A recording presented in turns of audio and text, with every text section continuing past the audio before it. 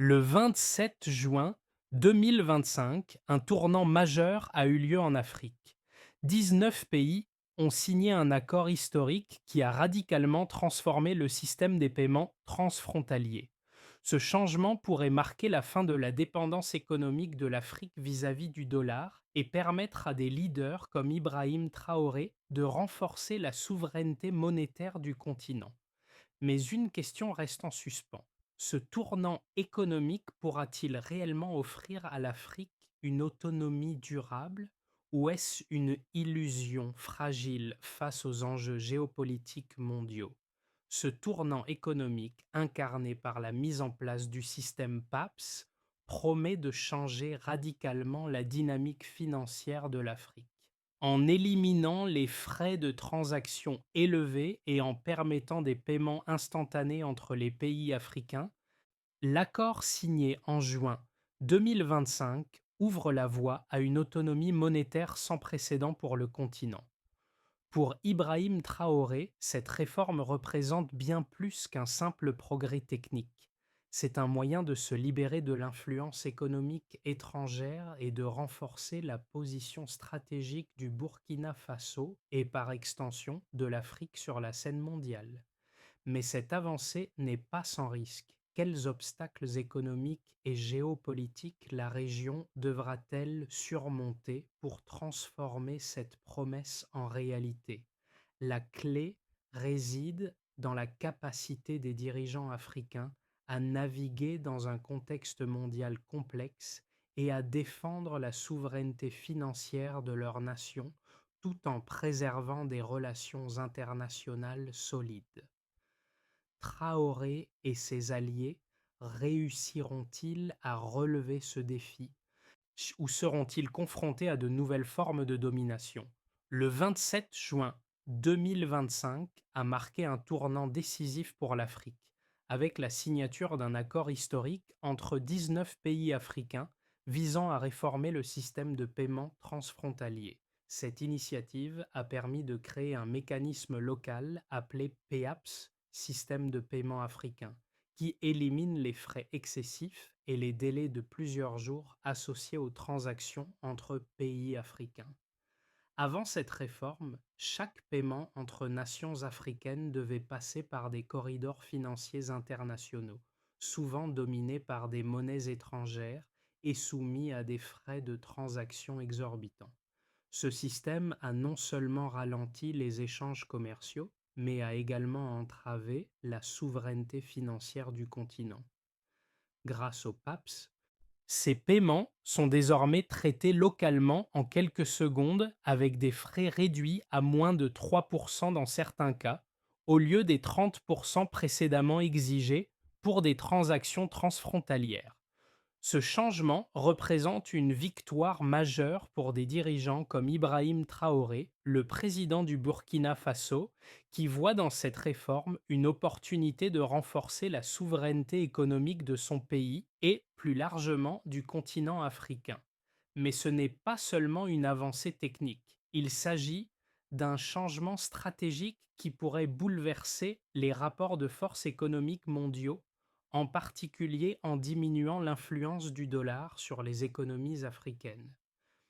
Pour Traoré, cette évolution est une chance de se réaffirmer face aux puissances économiques mondiales. Cependant, les défis sont nombreux. Comment maintenir l'efficacité du système face à des infrastructures parfois fragiles et comment éviter les pressions géopolitiques venant de l'extérieur, notamment des puissances traditionnelles qui pourraient percevoir cette évolution comme une menace pour leur influence économique en Afrique. Ibrahim Traoré, le président du Burkina Faso, s'est rapidement imposé comme un leader clé dans la mise en place du système PAPS. Dès les premières discussions sur cette réforme, il a vu l'opportunité de rétablir la souveraineté économique de son pays et de l'ensemble du continent africain. Pour lui, l'indépendance financière passe par la capacité à contrôler les flux monétaires à l'intérieur du continent, sans dépendre des systèmes financiers internationaux. Ce projet est particulièrement important pour le Burkina Faso, un pays qui, comme beaucoup d'autres en Afrique, a longtemps été pris dans la toile des dépendances économiques mondiales. Dès l'implémentation du système, les premiers résultats ont été immédiats. Au sein de la zone commerciale entre le Ghana et le Nigeria, un certain nombre de commerçants ont rapporté que les paiements, qui auparavant prenaient plusieurs jours, étaient désormais réglés en quelques secondes. Ce gain de temps, bien qu'il puisse sembler modeste, a eu un impact significatif sur les entreprises locales, leur permettant de mieux gérer leur trésorerie et de stimuler leur activité. Ces premières étapes ont montré que PEAPS n'était pas seulement une réforme technique, mais un véritable levier pour transformer les économies africaines. Mais ce changement ne s'arrête pas là. Traoré et d'autres leaders africains ont compris que l'impact de cette réforme pourrait s'étendre bien au-delà de l'Afrique. En redéfinissant les règles des paiements transfrontaliers, ce système pourrait inspirer d'autres régions du monde à prendre des initiatives similaires, redéfinissant ainsi les rapports économiques mondiaux. Cependant, la question demeure. Les défis logistiques et géopolitiques liés à cette transition pourront-ils être surmontés?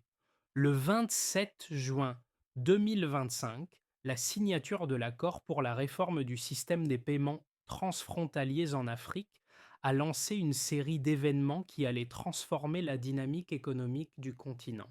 Ce jour-là, 19 pays africains ont fait un pas audacieux vers une autonomie économique accrue en introduisant le système PAPS, un mécanisme de compensation locale permettant des paiements instantanés entre nations africaines.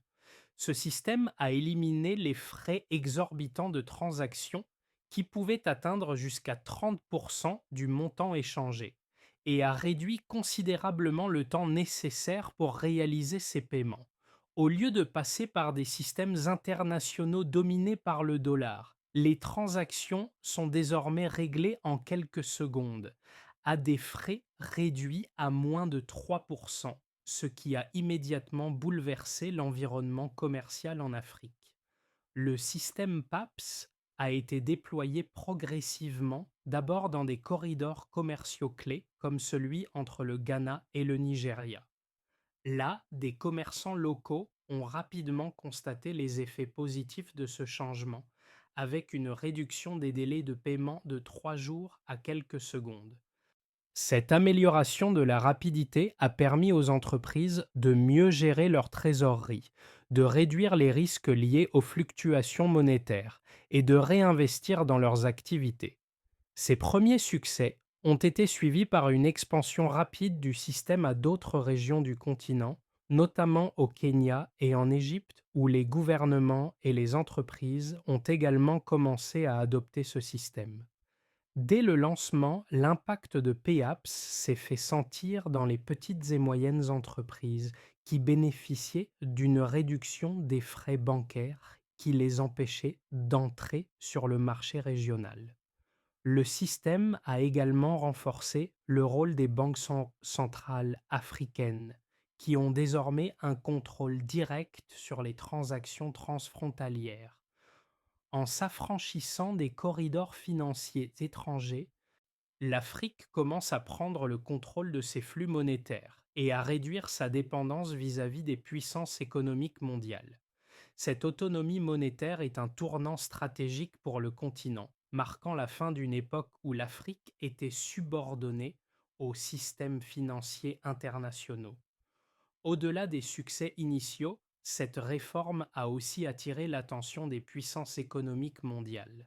Les États-Unis et la France, parmi d'autres pays occidentaux, ont commencé à observer avec une certaine inquiétude l'évolution de ce système. La diminution de l'influence du dollar sur le continent pourrait avoir des répercussions sur les relations économiques globales et certains analystes ont soulevé des préoccupations concernant la fragmentation des systèmes financiers mondiaux. Toutefois, les responsables africains ont insisté sur le fait que ce système ne cherchait pas à rompre avec l'ordre économique mondial, mais plutôt à restaurer une certaine indépendance et à donner aux pays africains un moyen de mieux gérer leurs affaires économiques. Les premiers résultats de cette réforme ont été au-delà des attentes. Le volume des paiements transfrontaliers en Afrique a augmenté de 25% en 6 mois, selon la Banque centrale du Ghana, et le commerce intra-africain a connu une augmentation significative avec des entreprises locales de plus en plus enclines ne toujours à se lancer dans des échanges régionaux. La rapidité des paiements et la réduction des coûts ont permis aux entreprises de se développer et d'atteindre de nouveaux marchés, en particulier les petites entreprises qui étaient auparavant exclues de ces échanges en raison des frais excessifs. Le succès de PEPS a suscité des discussions sur la possibilité d'étendre ce modèle au-delà de l'Afrique. De plus en plus, les dirigeants africains, à l'instar d'Ibrahim Traoré, voient en cette initiative comme un moyen de redéfinir les rapports économiques mondiaux et de positionner l'Afrique comme un acteur économique plus autonome. Cependant, pour que cette transition soit durable, l'Afrique devra surmonter plusieurs défis internes tels que l'amélioration des infrastructures bancaires et la coordination entre les différentes banques centrales. L'impact du système PEAPS sur les économies africaines a été immédiatement mesuré par des données quantitatives qui témoignent de l'efficacité du système. L'un des aspects les plus frappants de cette réforme est la réduction drastique des coûts de transaction. Avant l'introduction de PAPS, les paiements entre pays africains pouvaient là coûter jusqu'à 30% du montant échangé en raison des frais bancaires élevés et des délais associés aux transactions transfrontalières. Toutefois, grâce à PAPS, ces frais ont été réduits à moins de 3%, dans certains cas représentant une économie significative pour les entreprises locales. Selon les premières estimations de la Banque africaine de développement, les économies réalisées sur les frais de transaction s'élèvent à environ 5 milliards de dollars par an pour l'ensemble du continent. Ce chiffre impressionnant montre l'ampleur de l'impact du système sur les économies africaines et la compétitivité des entreprises locales. Au-delà de la réduction des coûts, le temps de traitement des paiements a également été considérablement amélioré. Avant PAPS, une transaction entre le Ghana et le Nigeria, par exemple, pouvait prendre jusqu'à 3 jours pour être finalisée.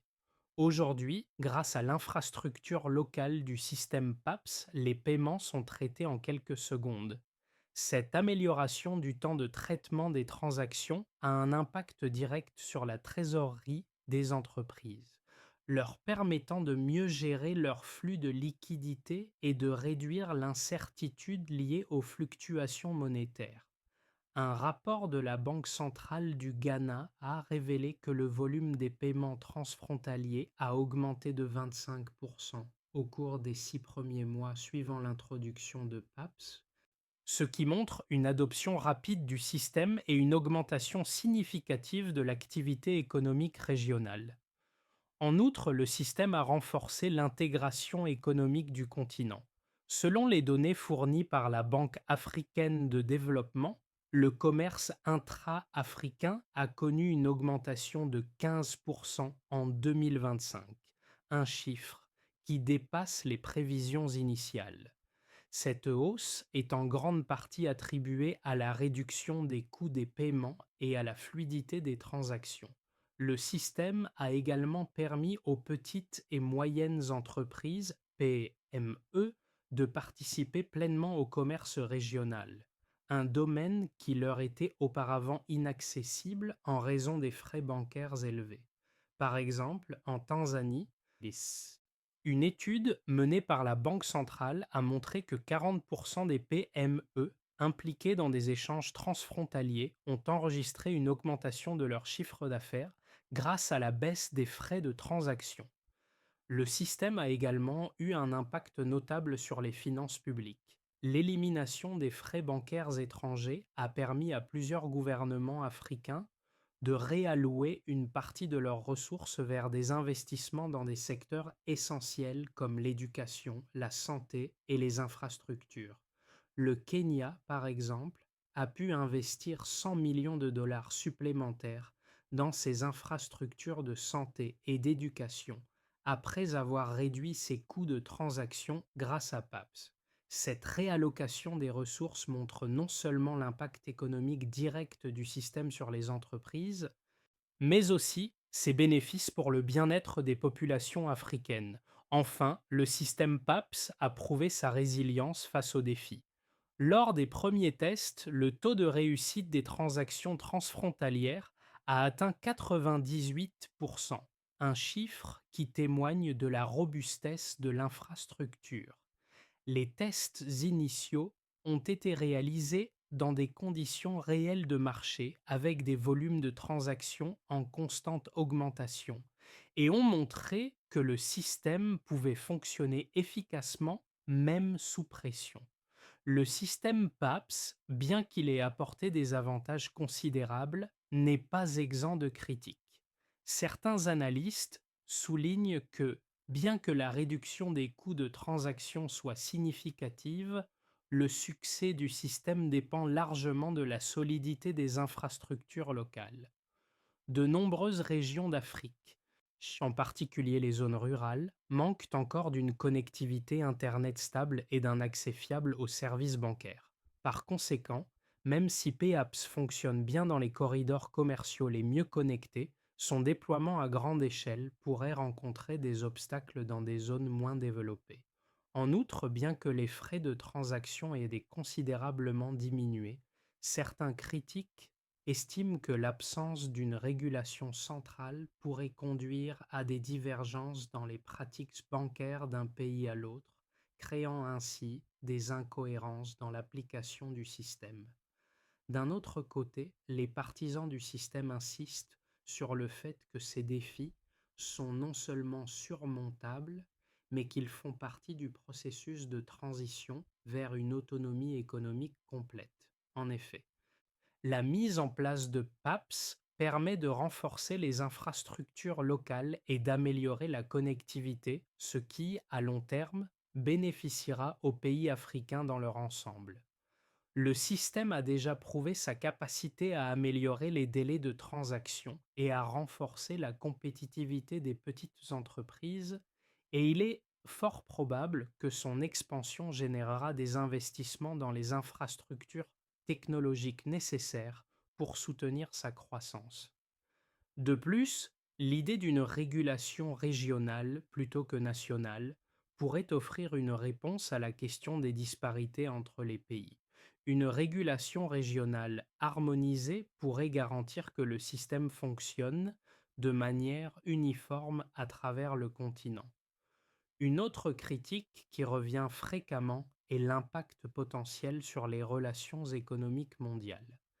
Certains experts prévoient que la réduction de la dépendance au dollar pourrait entraîner une fragmentation des relations financières mondiales, avec des implications pour les entreprises occidentales et les investisseurs étrangers. Cependant, il est important de noter que l'Afrique reste un acteur clé dans l'économie mondiale, et un système de paiement autonome ne signifie pas une rupture avec l'ordre mondial. Au contraire, cela pourrait conduire à une redéfinition des relations économiques internationales où l'Afrique joue un rôle de plus en plus central. En d'autres termes, le système PEAPS ne remet pas en cause l'intégration de l'Afrique dans le commerce mondial, mais cherche plutôt à rééquilibrer les rapports de force économiques en favorisant une plus grande autonomie financière. Le système PAPS a déjà démontré sa capacité à transformer l'économie africaine, mais l'un des défis majeurs reste son adoption à large échelle. Un des premiers succès majeurs du système a été observé lors de son déploiement entre le Ghana et le Nigeria. Là, les commerçants locaux ont vu une réduction significative des délais de paiement passant de 3 jours à quelques secondes, ce qui a boosté leur trésorerie. Cependant, ce succès n'a pas été uniformément répandu à travers le continent. Certaines régions, en particulier celles à faible connectivité, rencontrent encore des obstacles techniques. Cela dit, les premières données montrent que là où PAPS a été mis en place efficacement, les économies régionales ont vu une croissance impressionnante. Le volume des paiements transfrontaliers a augmenté de 25% au Ghana et le commerce intra-africain a connu une hausse de 15% en 2025. La question à ce stade est donc: comment l'Afrique peut-elle surmonter les défis logistiques et géopolitiques pour généraliser l'utilisation de ce système? Alors que PAPS continue de se déployer, il est crucial de comprendre si cette innovation pourra tenir ses promesses à long terme ou si des obstacles imprévus risquent de freiner sa croissance. Les effets concrets du système PAPS se manifestent désormais à plusieurs niveaux de la société africaine, avec des conséquences différenciées selon les acteurs. Pour les États, la réduction drastique des frais de transaction a libéré des marges budgétaires jusque-là absorbées par des intermédiaires financiers étrangers. En conservant les flux de paiement à l'intérieur du continent, les gouvernements disposent d'une meilleure visibilité sur les mouvements de capitaux et peuvent renforcer la capacité de leur banque centrale à piloter la politique monétaire. Pour des dirigeants comme Ibrahim Traoré, cette évolution représente un levier stratégique. Elle permet de consolider l'autorité économique nationale tout en réduisant la dépendance historique au système dominé par le dollar. Du côté des entreprises, en particulier les petites et moyennes de structure, l'impact est immédiat. Les délais raccourcis et la baisse des coûts de transaction modifient profondément la gestion de trésorerie. Une PME qui attendait auparavant plusieurs jours pour encaisser un paiement peut désormais réinvestir presque instantanément. Cette fluidité réduit le besoin de crédit de court terme et améliore la compétitivité sur les marchés régionaux. Dans certains corridors commerciaux, cette amélioration s'est traduite par une augmentation notable des volumes échangés, rendant le commerce intra-africain plus attractif que par le passé. Pour les citoyens, les effets sont plus discrets mais tout aussi significatifs. Les transferts d'argent transfrontaliers, souvent utilisés pour soutenir des familles ou financer de petites activités, deviennent plus rapides et moins coûteux. Cela renforce la confiance dans les systèmes financiers locaux et favorise l'inclusion financière, en particulier dans les zones auparavant marginalisées par les coûts bancaires élevés. À terme, cette accessibilité accrue peut encourager une plus grande formalisation de l'économie et élargir l'assiette fiscale des États. Enfin, à l'échelle régionale et géopolitique, PAPS modifie l'équilibre des relations économiques. En conservant les transactions sur le continent, l'Afrique réduit la visibilité des acteurs extérieurs sur ses flux financiers. Cette évolution suscite des interrogations chez certains partenaires internationaux, mais elle offre aussi à l'Afrique une position de négociation renforcée. Pour Ibrahim Traoré et d'autres responsables africains, l'enjeu est clair: transformer ce gain technique en avantage politique durable sans provoquer de rupture brutale avec l'ordre économique mondial. Ces quatre niveaux d'impact montrent que PEAPS n'est pas seulement une infrastructure de paiement. Il agit comme un multiplicateur de souveraineté dont les effets, bien que progressifs, redessinent déjà les rapports de force économique sur le continent. À l'horizon des 6 à 12 prochains mois, l'évolution du système PEAPS peut suivre plusieurs trajectoires distinctes, selon la capacité des acteurs africains à consolider les acquis techniques et à gérer les pressions externes. Trois scénarios se dégagent, chacun révélant des implications différentes pour l'économie du continent. Dans un premier scénario, celui de la consolidation progressive. Dans cette hypothèse, les pays déjà engagés poursuivent l'harmonisation de leur système bancaire sans accélération brutale. L'adoption par les entreprises progresse à un rythme régulier soutenu par des ajustements techniques continus. Les frais de transaction restent bas, les délais courts et le commerce intra-africain continue de croître de manière mesurée. Ce scénario privilégie la stabilité. Il réduit les risques opérationnels et permet aux banques centrales de renforcer progressivement leur capacité de supervision. Le gain principal réside dans la crédibilité à long terme du système plutôt que dans une expansion rapide. Dans un deuxième scénario, plus optimiste, celui de l'accélération et de l'intégration régionale, ici, de nouveaux pays rejoignent rapidement PAPS et les plateformes de paiement régionales s'interconnectent plus étroitement. Les entreprises adoptent massivement le système, attirées par la baisse durable des coûts et la rapidité des règlements. Cette dynamique favorise l'émergence de chaînes de valeur régionales plus intégrées et renforce la position de l'Afrique dans les échanges sud-sud. Dans ce contexte, les investissements dans les infrastructures numériques et énergétiques augmentent, soutenant un cercle vertueux entre innovation financière et croissance économique. Dans un troisième scénario, plus défavorable, celui des pressions et des fragilités, ce scénario repose sur l'accumulation de contraintes internes et externes. Des faiblesses d'infrastructures combinées à des interruptions de services ou à des disparités réglementaires ralentissent l'adoption. Parallèlement, des pressions géopolitiques peuvent inciter certains États à limiter leur engagement par crainte de tensions avec des partenaires financiers traditionnels. Le système continue d'exister, mais son potentiel transformateur est partiellement bridé, obligeant les pays à revoir leurs ambitions initiales. Quel que soit le scénario, un enseignement se dégage. La réussite de PEAPS dépend moins de la technologie que de la coordination politique et institutionnelle.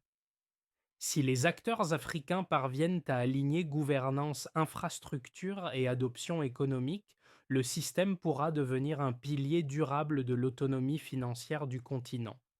Derrière les chiffres et les choix politiques, le système PAPS touche directement des réalités très concrètes. Pour un entrepreneur local, la rapidité des paiements n'est pas un concept abstrait.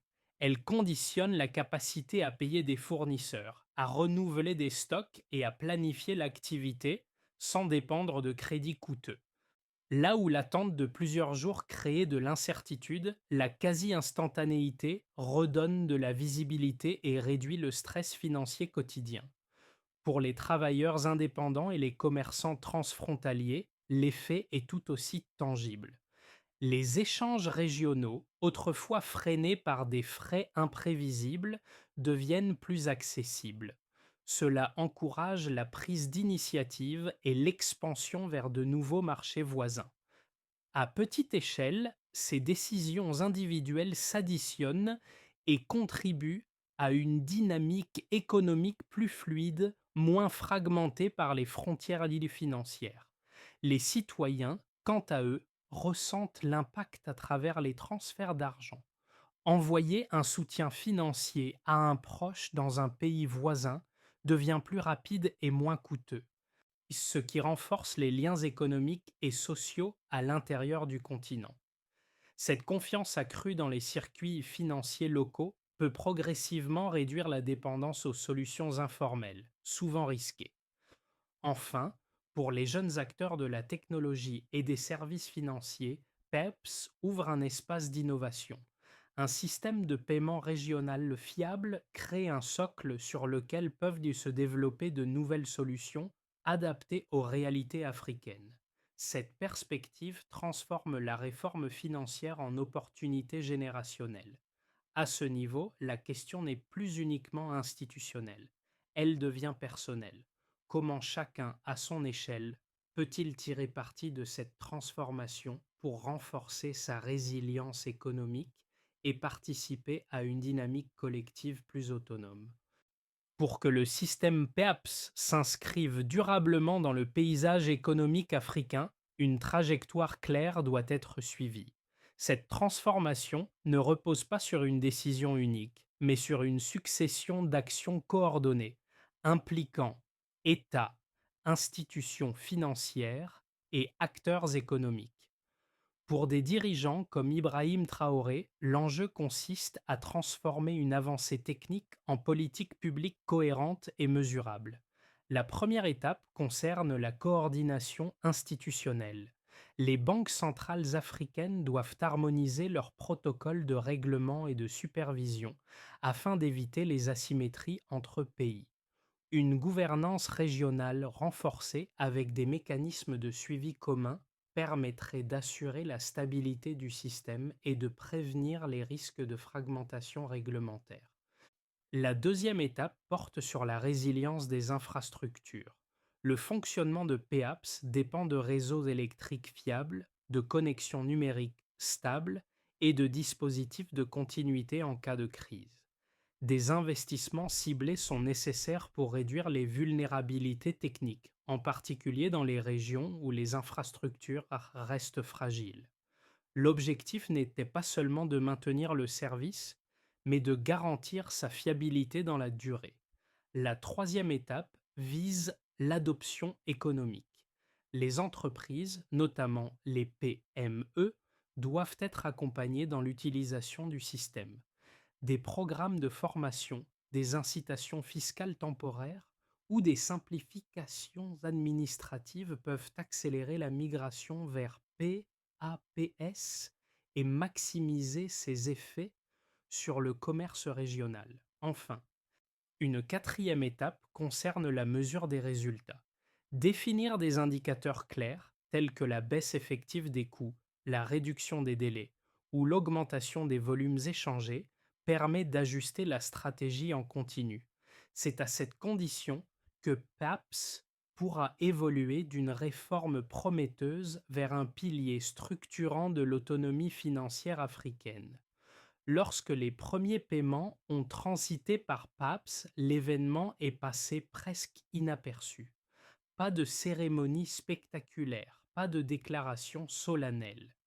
Pourtant, ce moment contenait une charge symbolique forte. Dans les salles de réunion évoquées plus tôt, là où les premières discussions avaient commencé, une réalité nouvelle prenait forme. L'Afrique réglait ses échanges sans sortir de ses propres circuits financiers. Pour Ibrahim Traoré, cette évolution ne relevait pas uniquement de l'efficacité économique, elle incarnait une idée plus profonde, celle d'un continent capable de reprendre la main sur des mécanismes longtemps externalisés. Ce rappel au point de départ éclaire le chemin parcouru. Ce qui n'était qu'un projet technique est devenu un signal politique. Chaque transaction traitée en quelques secondes, chaque coût évité, renforce une confiance collective encore fragile, mais bien réelle. Cette confiance ne supprime pas les défis, mais elle change la manière de les aborder. Elle transforme la dépendance en choix et la contrainte en levier. Le motif central revient alors avec force.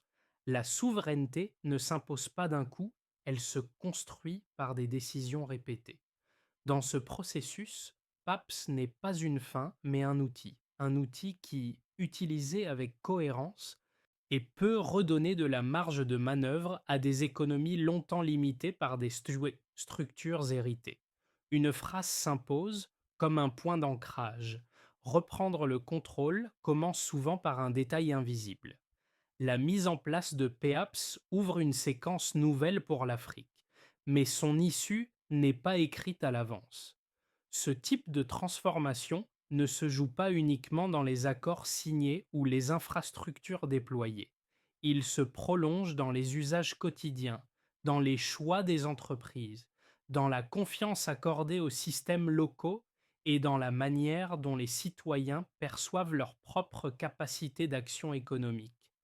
Pour certains, cette évolution restera un sujet lointain, observé à travers des chiffres et des débats institutionnels.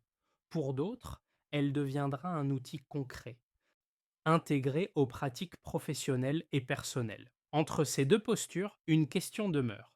Comment transformer une opportunité collective en bénéfice durable pour le plus grand nombre? Suivre ces mutations, les comprendre et en discuter fait partie du processus. Les trajectoires économiques ne sont jamais figées. Elles se construisent par ajustements successifs, par retour d'expérience et par dialogue. Observer comment des pays africains redéfinissent leur circuit financier et comment des leaders comme Ibrahim Traoré s'inscrivent dans cette dynamique permet de mieux saisir les enjeux à venir. La suite dépendra autant de la vigilance que de l'engagement. Et vous, comment interprétez-vous ce tournant discret mais structurant pour l'avenir économique du continent africain?